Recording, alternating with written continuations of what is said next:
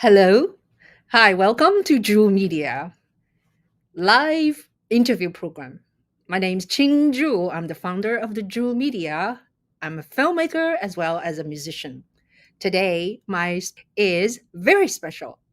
We are talking, I'm in New York, he is in London. So let's welcome London based videographer, producer, Mark Weathers. Hello, Mark. Hello, Ching. Nice to meet you. Finally get to meet you. I'm really excited to be on the show.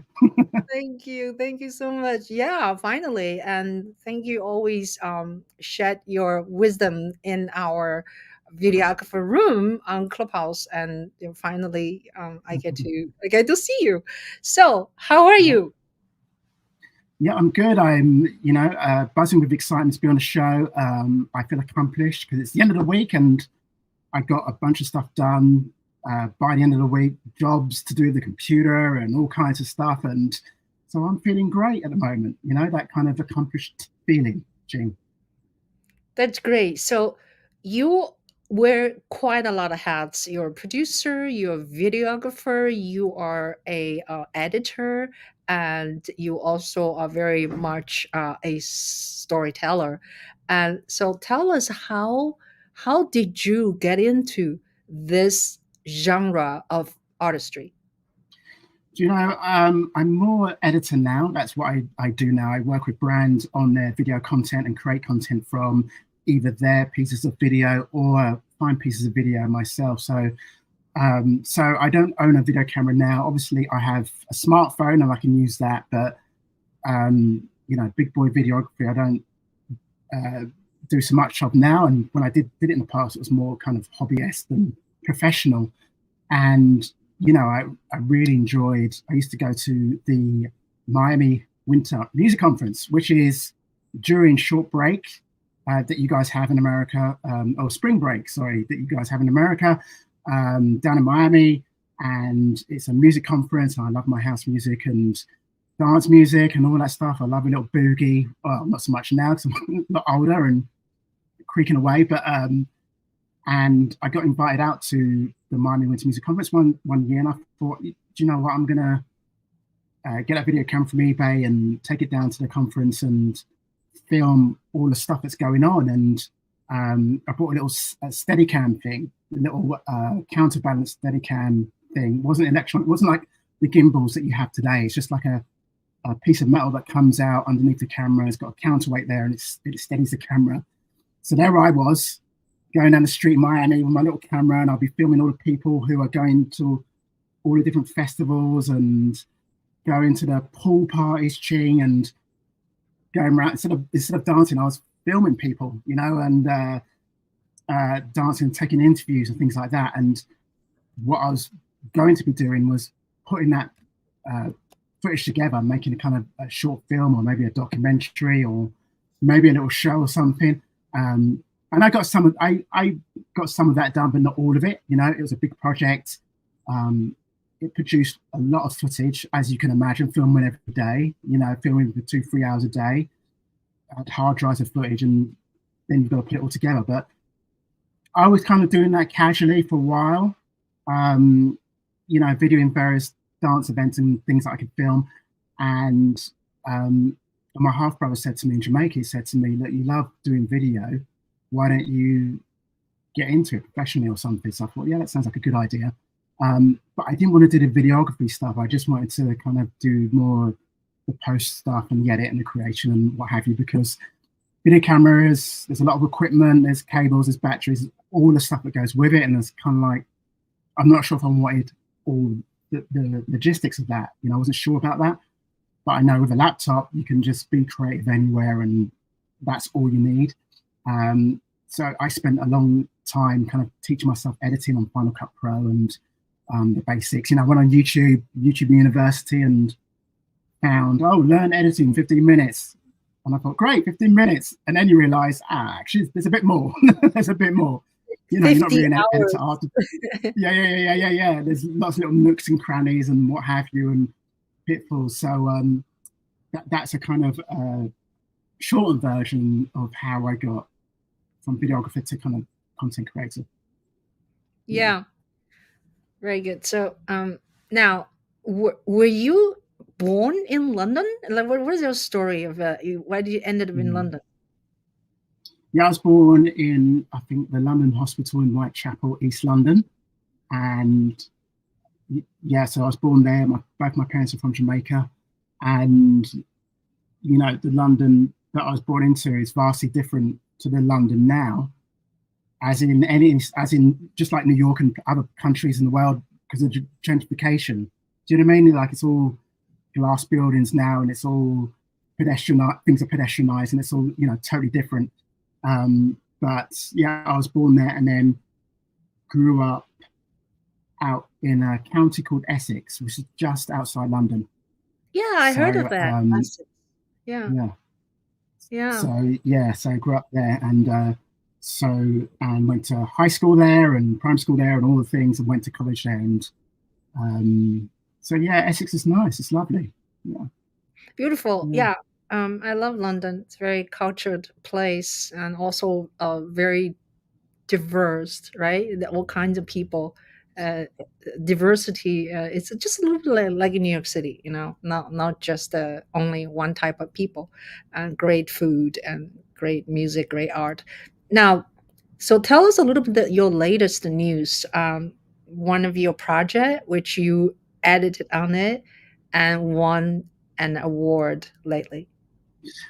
Yeah, so I was part of a project, so it's not my personal award or anything like that. It's the project I was a part of won an award at the Toronto Dance Festival, and so Ching invited me to this podcast about 15 days ago or so, and literally in between that time and now, I got an email come through from the people who organised me being on the project saying, we've won an award, and we're up for 4 more or something, and we're up for the running for 11 other festivals. And I thought that's great news. At first I was like, oh wow, I totally forgot about that project, kind of thing, because you go on a project and it goes away, and you don't hear anything for a while because there's stuff going on behind the scenes, and there was other post-production stuff being done, and then they'll trying to get things into festivals and things like that. But the project is called Pro Ihersis, and it's a art dance film, and I got hired on the project. I was in a Clubhouse room one time and used to run a room with somebody on Clubhouse, and they introduced me. That's the power of Clubhouse, because we've met on Clubhouse and we're doing this and we introduce people to each other. But I was in the room with somebody else, and they put me in touch with somebody who's not on Clubhouse, who was looking for an editor to help them on their project. And that person was Rebecca Arends, and she has a partner called Nora Williams, and they're the two exec EPs of this project. And it's an art dance film that features the music of Imogen Hoist. She was born in 1907, she died in 1984, and the piece is about stoicism. It's about moral choice, and it's ballet dance. The story is told through ballet dance, the idea of choice and volition and things of this nature. So I had an interview with Rebecca, and Sorry, I had I'm showing. Sorry. Yeah, go ahead. I had an interview with Rebecca, and we had an initial meeting. I said, "Hey, I really want to do this project because I like the arts and things like that." And then we had a second meeting, and we really got on well with each other, and she discussed the piece, and then she sent a message saying, "Yeah, come on board." And I came on board, did some work, and what happened was there were 4 dancers that shot their scenes in different parts of the world. So I think Marion was in Canada, I think Montreal. Mary Kate Sheenan, she was, get the names. Carson was in Germany. Mary was in Spain somewhere. Or was it Greece? Oh, I forget. And Rebecca was in New York. And they all shot footage separately in different locations at different times, and it had to be pieced together. And so Marion was in a cityscape, and Mary was in the like the wilderness, the barren wilderness of Spain somewhere. If I've got the location wrong, then excuse me. And Carson was in the forests in Germany somewhere, some wood in Germany, doing a piece. And Rebecca was in a park in New York. And there's some skyscrapers behind. And the first challenge was shipping the footage over from all the different locations. At first, we tried using, online methods to ship footage over. And I don't know if the internet can be, it'll go for a bit and then it'll stop or seize and what have you, and you're just wasting time. So in the end, we just FedExed the footage from all the different locations because it was so quick. Because when you FedEx footage, you get it shipped to you overnight. You get the footage the next day, and you can see the footage on your hard drive the next day or the day after, whenever it comes. Whereas when you're kind of doing it online and you're kind of sending it, it could take. Some of the footage was taking like 3-4 days to come across, and I thought this isn't on. Let's start editing. The only other challenge was a lot of the cameras that were shot on different cameras. It's what cameras the cinematographers had available to them. I think 2 cameras were Sony cameras. 1 camera was a Blackmagic camera, if I remember correctly, and I can't remember what the New York camera was. It might have been a Sony 2. And there were also some footage from Chicago. Nora Williams, she runs a quartet of musicians, string instruments. Red Riding Hood Quartet, I believe it's called. Features Edith, Nora, Songhia, and Erica, and they shot their footage on top of a hill in Chicago, and they did it all in one day. That was great footage. We didn't have enough choice of shots for that because there's 4 people, and you need a bit of variety of like angles. But that means they would have to play the piece multiple times, and I think they were miming to the piece anyway, because it's you put Imogen's music, which is the original recording, on the final track anyway. But it could have used multiple kind of shots on that. But yeah, I delivered that to them, and that was last year sometime. But then some other people got involved afterwards to do some other kind of re-edits and color grades and things like that, because I think the Spanish footage was the color grade is baked into that image, so I didn't know how to deal with that. And the Chicago footage, I think, needed a little something as well. So I think those guys had a little bit more experience, and they came in and kind of did some other stuff to bring it to where it is now, to where it's winning awards. So shall we watch the trailer? Yeah, go for it. Yeah, I didn't listen the trailer. I didn't edit this version. I think Keith might have done it, but it's a great trailer, and yeah, get involved. Yeah. Okay, yeah. Let me find it. Let's see. Should be in the chat, the private chat. What's some money it saves? Is it this one, right? Can you see? Vimeo. No, go to the Vimeo one. Go to the Vimeo one. The other link I sent you. It is a Vimeo. Is it this one? Yes. No. Huh? Not this one. Not that one. No, oh, not this one. Okay. Let me send it in there. Oh, okay. Okay. And it's not the one. It's not the that's last year's one. And oh, okay. Let me. Yeah, I did pull out. Yeah, hold on one second. Vimeo. Oh yeah, I see this one. Okay, here we go.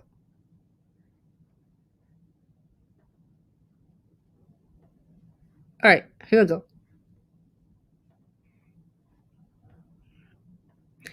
So here is the trailer of the dance piece.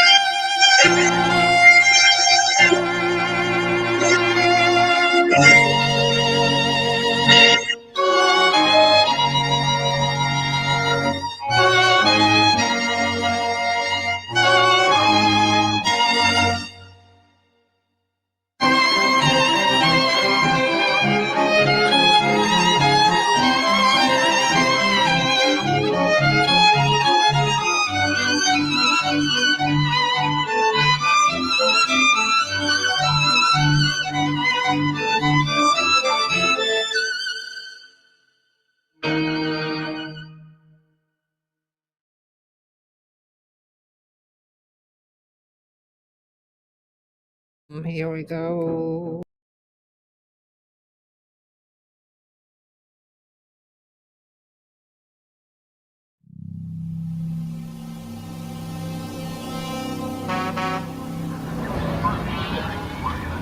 That's nothing to do with me, Ching.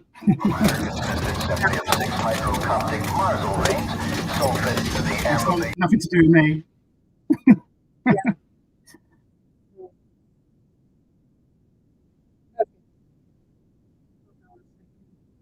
No.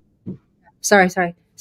Yeah. Yeah. I don't know That's what a the other great clip was. That's a great trailer. That's a great trailer. Yeah. Oh, I Yeah. was writing to you that your image right now is a little bit fuzzy. So you may want to consider if you have anything open, like browsers open, and close all of them if you have any. Like your image to me, I don't know to you, is a little bit fuzzy. Yeah. Do you see it? No? No, it's Not as sharp, you know. Yeah. So sometimes it's because maybe there's too many, too many things going on at the same time. Like it could be I no, find just some teaching, just me and you, just me and just you you, and just me. me and you. Yeah. Uh-oh. All right, okay. All right. Well, How's so it yeah, now? that was Is it better or no? yeah, you I don't know, Mark, maybe you can Mark is in the audience. Mark maybe can tell me. But from my end, I your image is a little bit not very focused. Yeah. But let's move on. So that that trailer is really great. I mean, it's yeah, it's very beautiful. Now move on to something, and you are kind of expert of a branding.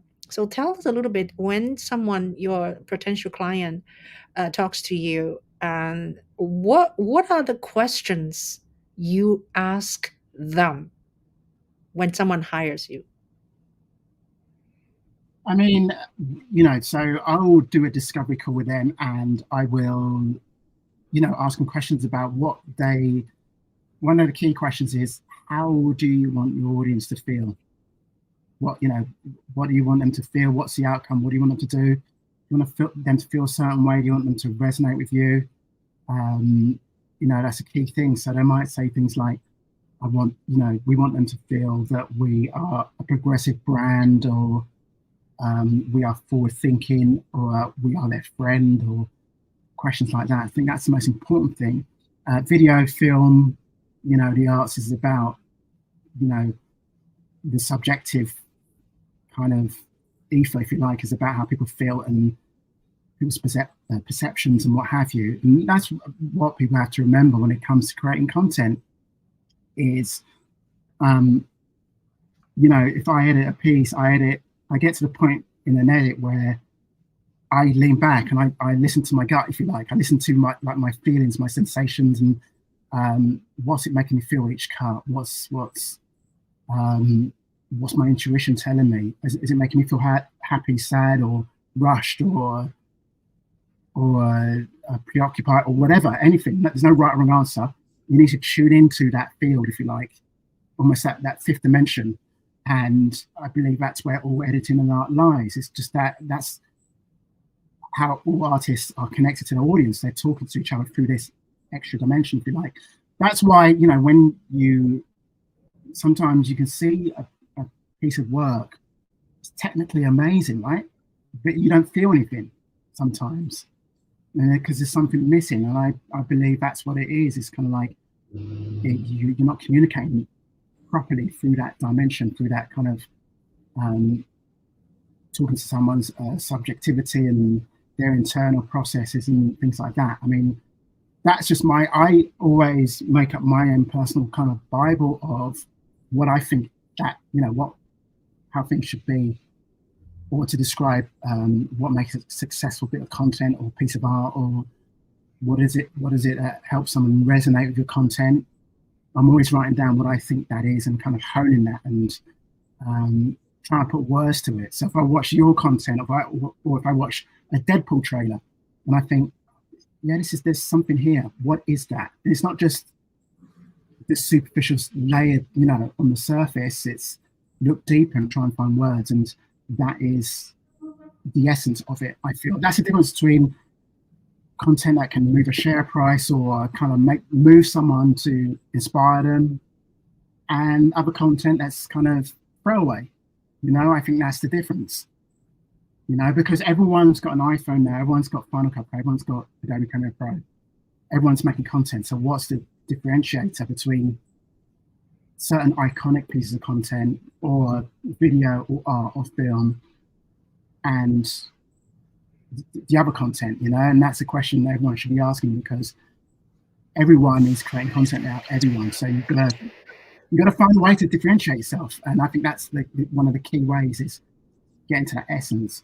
And when you get to that essence, no one can take it away from you, so to speak, because there's nothing to steal because you can't see it, so to speak. You can steal like the superficial stuff, like, oh, she's got red headphones on, I'm going to steal that idea and have red headphones on and a red background. And if you don't get to the essence of what really is going on, you get a shell of that. If I'm making sense, Yeah, very interesting.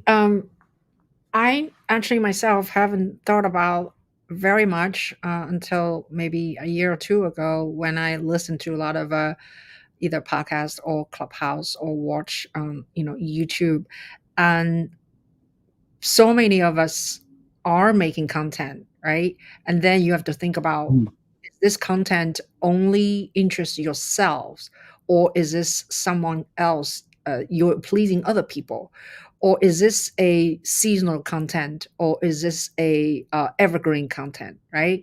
And is this a practical content, or is this some kind of foo-foo things you believe in and you don't give a you know damn other people like it or not, right? So it's like there's so many issues, so many elements you think about. And then branding, like you talk about branding a lot.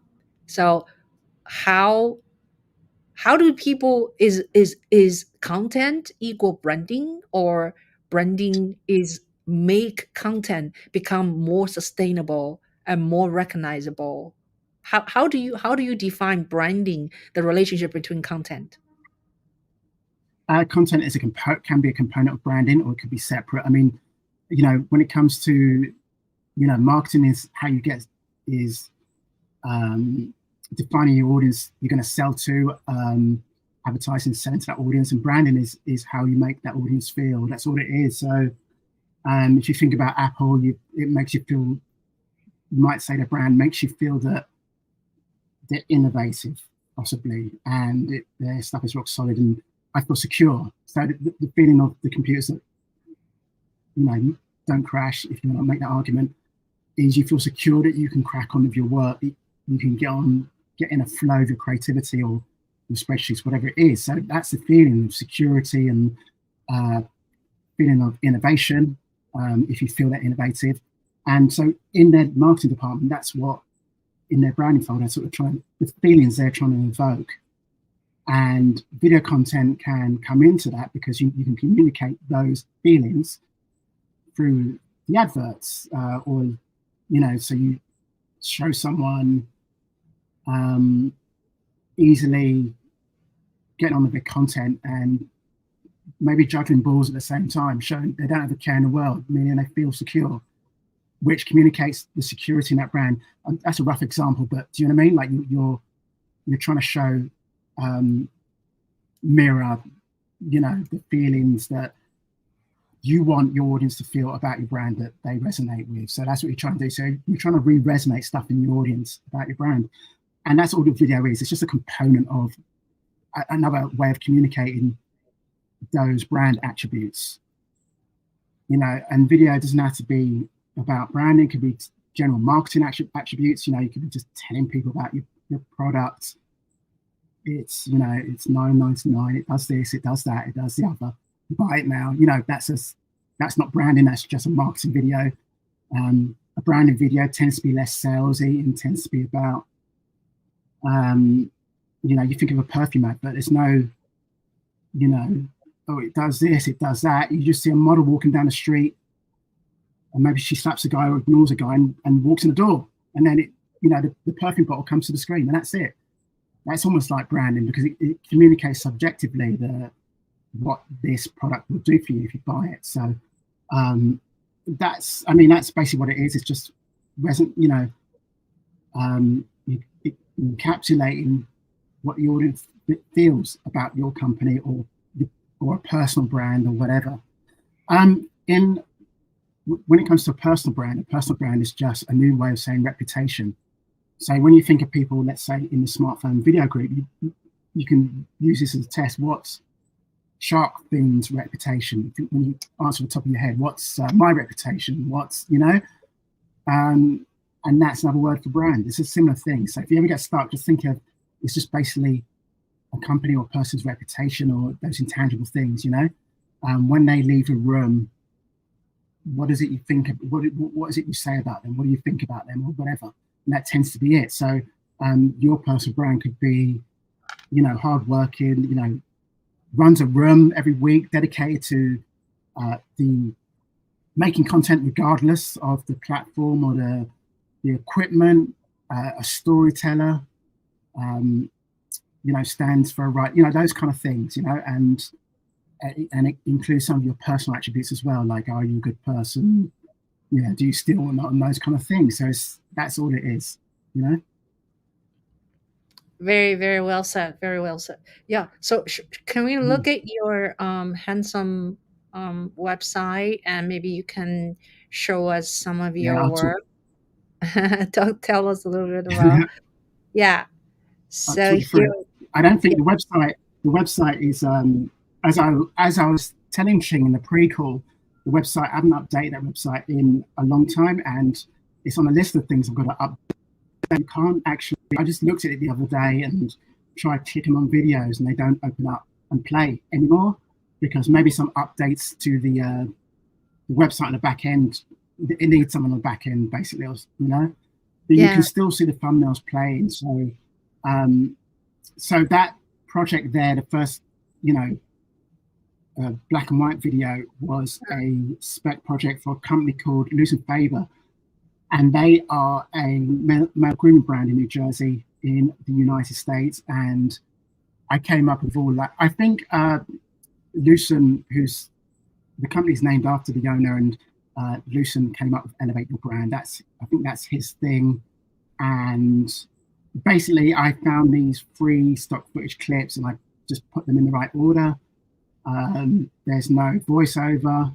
It's just city scenes and what have you. And that's supposed to reflect, when you've got your grooming together, you can handle all those scenes, or it's for the city professional. So you see the Manhattan skyline in the first image, and it's nice and relaxed. And um, this is about sports performance, so that's pretty straightforward.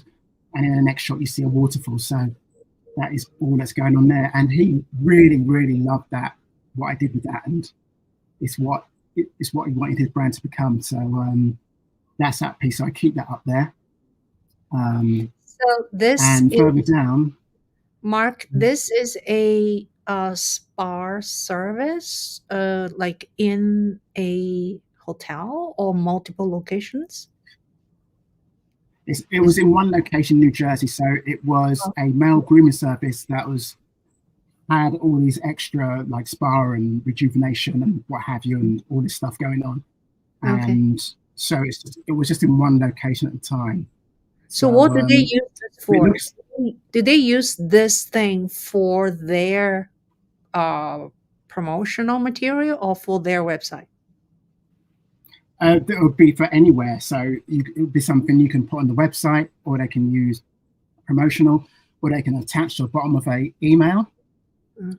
And it's just something nice to watch. That's kind of very helps communicate the brand. So that was the idea behind that. It's something you can use anywhere, where there's no hard sale to be Mm. had. It's just kind of like, oh, here's my brand. Get a feeling for it, Mm. you know? Yeah. Yeah. I have a question. I like your logo, the black and white. Yeah, it's almost like a NN or NB or whatever.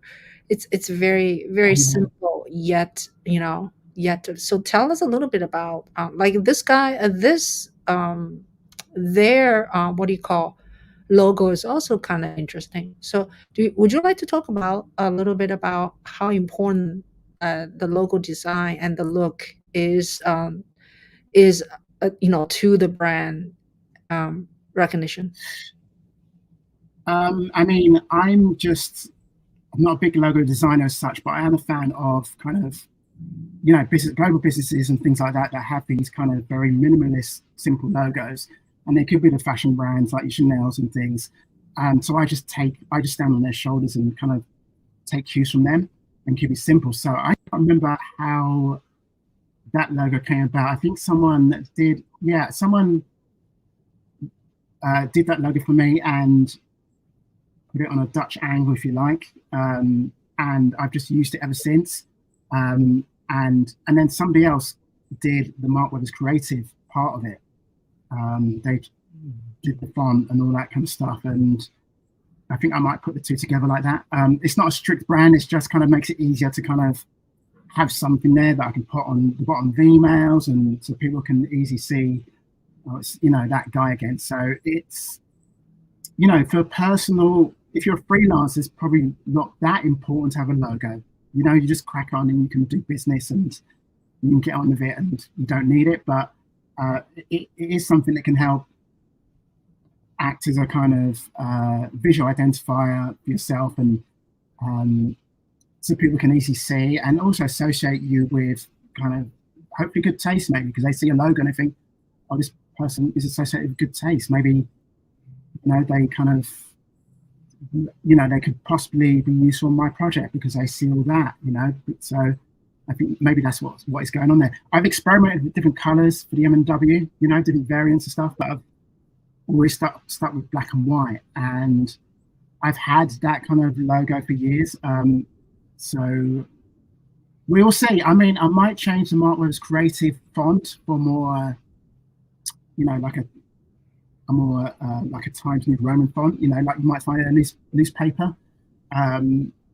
But that's something I've got to think about. I've just got to fix the website first because it's I need more content. I need more content on there, and I need to fix the video's not playing. So, like you, Ching, I kind of this is all DIY, and I went in there and I kind of built it all myself. And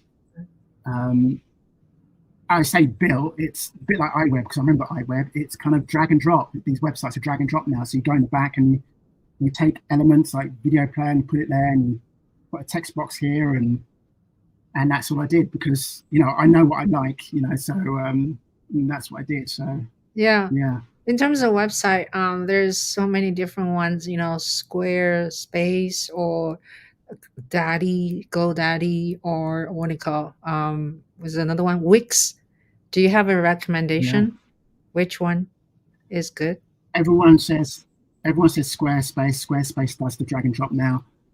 I've done this on EditorX, and it's been good for me mostly. I mean, I don't want anything too fancy from my website. I don't want all the bells and whistles. I just want minimalist. And so I've been using EditorX, which is part of Wix. So no recommendations, but everyone keeps telling me Squarespace is the way to go. You've got to have a good eye for it. The thing is, because I helped somebody else with their website the other day in Fort Lauderdale, and it's totally, you can do all this yourself, but at the same time, this is not something you're doing day in and day out and been doing for decades. You have to bear that in mind. So in other words, you're not a web expert, you're not a web design expert.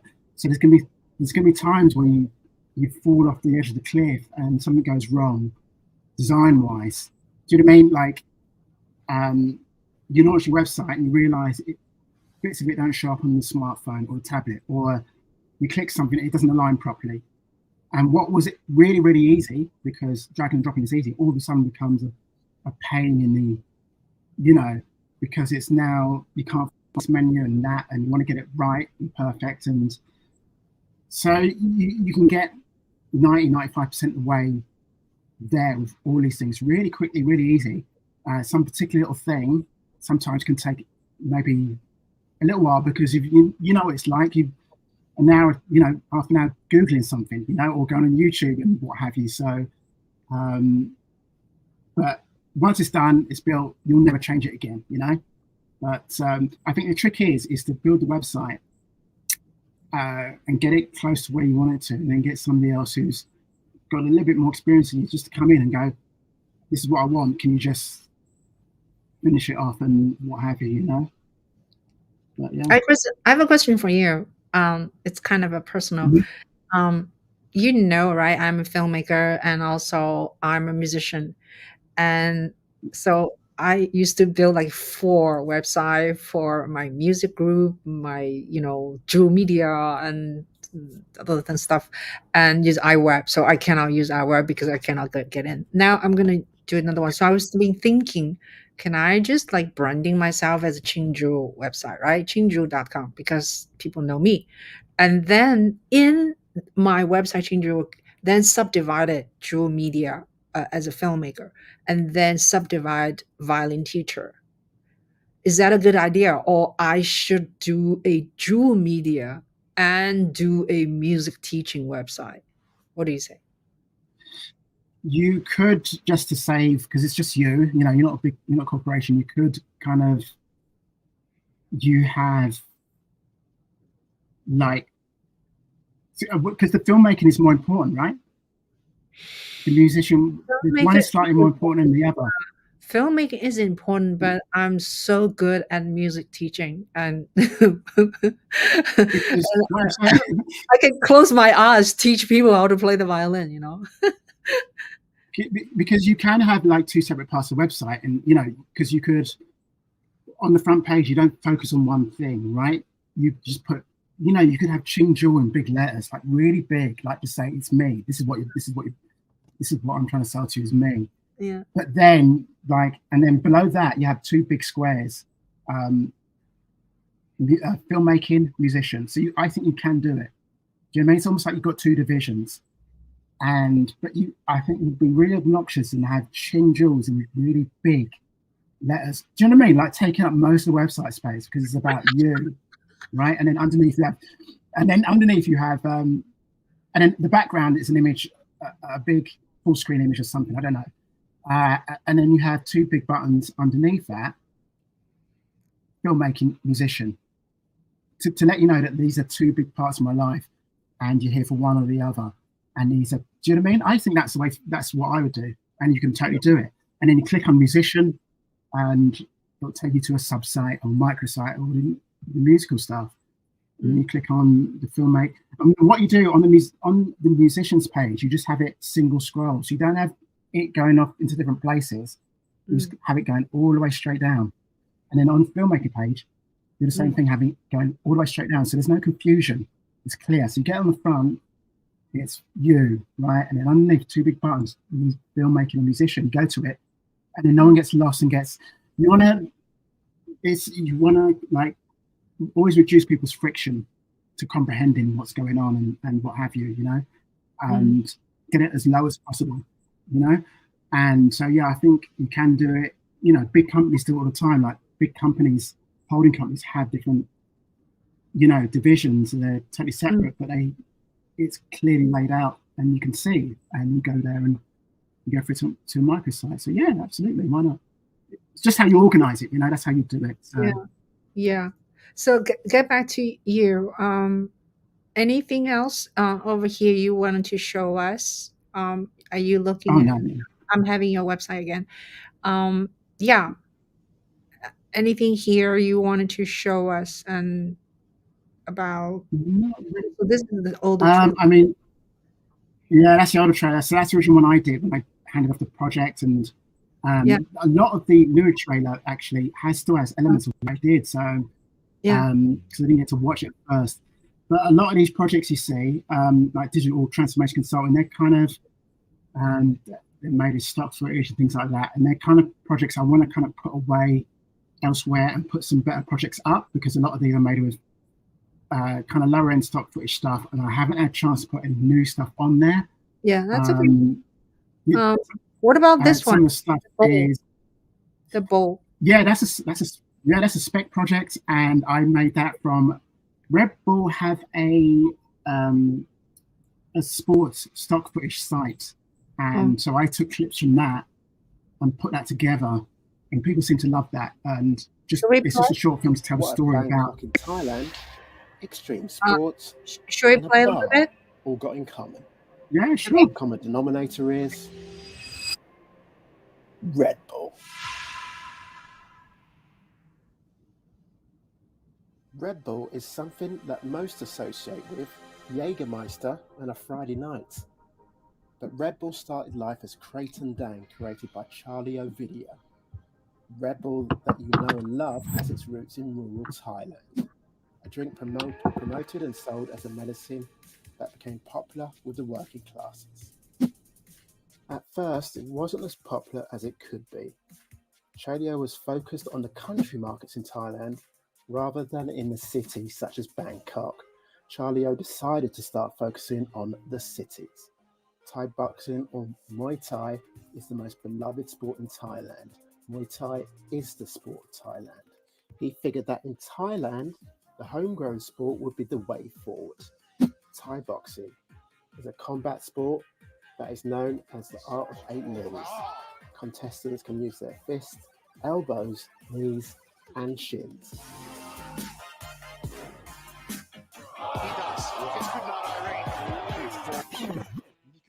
Kraton Dang was finally successful and accepted by the masses.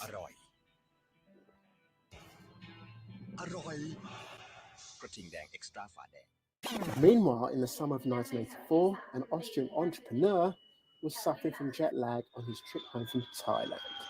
What he found was cured by drinking Kraton Dang. He brought the product home to start a business with it. That man was called Dietrich Matersnich. He invested $500,000, and Charlie Ovidia did the same, to launch his new Red Bull product in 1987. The drink was banned in Germany because of its bad reputation and sold over 1 million cans in the first year because of it. The drink was popular in bars everywhere because it's a great drink to mix with Jaeger. To engage the customer with the brand, Dietrich Matersnich also created associations with sports. Marketing for Red Bull is geared towards sports of all kinds, including extreme sports. Red Bull executes endless sponsorships of events. They create stories by their own media production company, the Red Bull Media House, and they partner with sports media professionals everywhere. Red Bull is the premium partner for everyone who inspires others with their personality, creativity, and performance. Red Bull is now a media, entertainment, sports, and drinks company. The Yoda family is now worth an estimated $13 billion, and Red Bull recently did a record freefall from the edge of space. That's the story of Red Bull.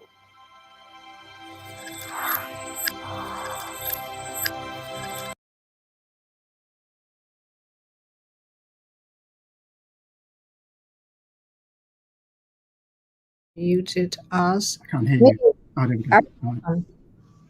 Yeah. So tell us more about how this how. Yeah, I made that again. So you can go to Red Bull and they Media House, and they have all kinds of Red Bull, because Red Bull do sports events, and they make the footage freely available, and only for certain uses though. And I took a bunch of footage from that, and I took some just stuff from YouTube. You just ripped some YouTube video, and you heard my voice because it's not very dynamic, but I put all that stuff together, and that's how it came about. So just found some Muay Thai boxing footage, some footage from the Thailand, and did the Google Earth thing and all the things, and slapped it together, in a mini documentary style, if you like, but more in a TV kind of, like a segment for the TV show, because that's how I remember how things like that were put together, all the graphics and things. So everyone seems to like that video. I'm kind of like, I want, my standards are kind of, I'm always trying to push my standards and what have you, So I learned a lot doing that project. You learn about editing, you learn about content creation, but you also learn about the storytelling and threading ideas through, and keeping people engaged and making people feel certain things, so certain sort of way. So curious at the start, maybe annoyed in the middle, maybe anxious, what's going to happen next, maybe relieved, maybe elated at the end that they managed to create a product. So you're trying to take people through a journey. How And how important is music? How important is music in your work, editing work? Like yeah, with yeah, music? it's very important. Yeah. Good. It's very important. It's I'd say it's audio that's important. So that might mean there's no music. So in the Loose and Faber project, there's no music. I think it's just the noise of the city. And that's what you got to do. You kind of got to turn, when you're editing, turn everything off and just watch your content. And what's it feeling? So you feel the noise of the city, and that puts you right there in the hustle of Manhattan, or watching the Manhattan skyline from a distance. So you feel that city vibe.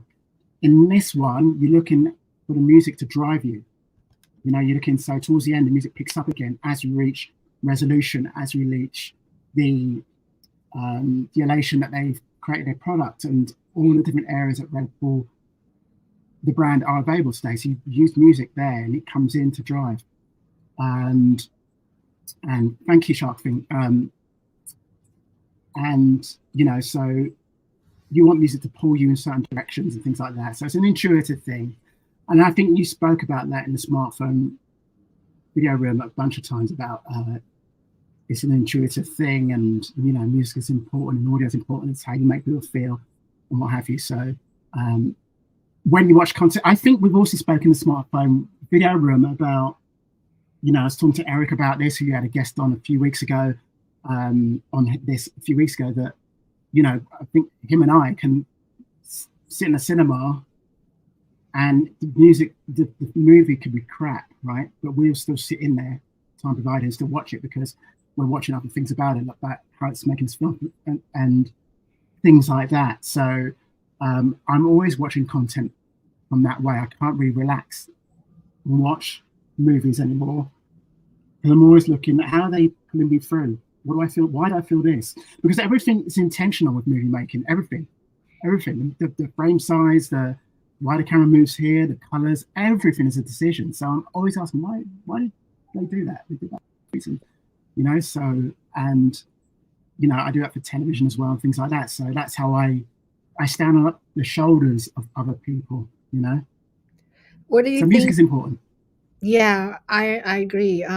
Music makes the mood and also build the climax, and also making transitional sometimes, right, using music. So I have another question, has to do with the editing. Now, I watch a lot of documentaries on Netflix or other places, and I notice a lot of time people narrating it, the filmmaker making narration.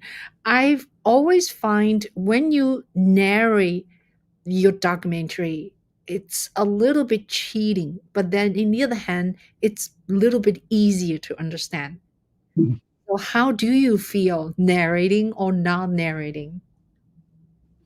That question is a black and white question. There's no right or wrong, I find, when it comes. So there's no, maybe it is cheating, but you're going to make content. It's how you finish the content in the end. Is it additive or subtractive? It's only a bad idea if it's subtractive to the idea, to the content in the end. And so I don't have much thoughts on it. It's kind of like if someone said, well, you've got to narrate, we haven't got this, you've got to narrate it all the way through. Great, I'm going to find a way to make it work. I'm going to figure this out, whether it's cheating or not, whether it's cheating or not. That's a challenge to me, to try and sell you this piece of content.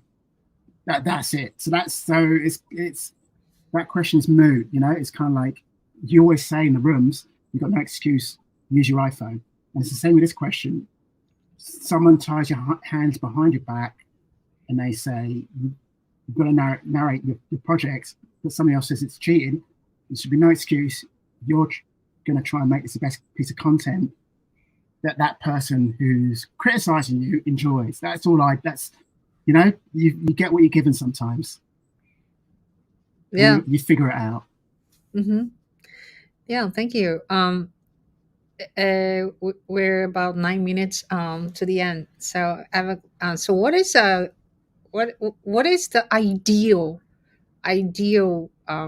project you would like to do? And are you a fast delivery person, or you don't mind, you can work on things for a year or two? So what is your ideal project for you to do? I can work the Hairsis project to a year, maybe more. I think I can work on that, and those kind of projects, but I can also do fast projects as well. And that question is a red herring question, because it's the practical thing of bills have to be paid and what have you. So it's kind of like there's that aspect. But in an ideal world, I would work on longer projects, because once the initial edit is done, you're 2/3 way through. That's when the magic is happening. You get to massage the cuts and tweak things here, and you can really, make a flower bed just blossom. So you get a time. Whereas quick edits is kind of like sometimes you don't always be able to get that magic that people like. So so a muddled answer, but that's my answer. Yeah, well said. So what are you working on now, like the very current stuff? Working on now is just business development, just getting more clients through. I might get involved with that D word thing that you're going to now. I might, if you send me details for that, so I'm networking a lot now, and networking a lot now, and just trying to put the word out. So if someone needs a short film editor or any content created, and like what I see, message me, follow me on the Instagram or somewhere, and DM me or send me an email, or go to my website. And yes, I'm kind of looking around, so that'd be great. But no big projects as yet, just kind of loads of small ones at the moment. And I've just got this new computer, so I spent a bunch of time kind of reconfiguring that, and you know how that is. And so that's what I'm doing at the moment. Yeah, you're funny. You keep asking me like for several weeks, like, Ching, did you get your computer yet? Did you get it? So anyway, yeah, finally I got one. And I truly believe Eric, also other filmmakers in the group, is being, Lewis and Mark, the other Mark. Yeah, it is not the, what do they call, it's not the tool, right? What did Eric say? Yeah. It's about the carpenter. It's not about the tools. How do you interpret that? How do we don't really need to always buy updated machine and spend thousands of dollars, right? Yeah, it's very nuanced, but people take it very kind of, well, there's still a bit of thinking behind those kind of concepts. So you don't need the best tool, but because it's about the carpenter, and the carpenter can make anything with any tool.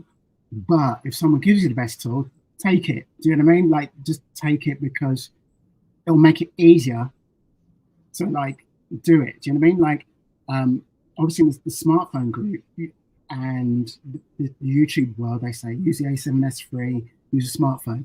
But if someone gives you an ARRI Alexa or something like that, use the ARRI. Don't get snobby about it. Do you know what I mean? So it's kind of like, it's very black and white kind of thinking. It's kind of like, so you definitely should be good enough that you can be able to use any tool and make the tools the best you can if you've got resources. That's my interpretation.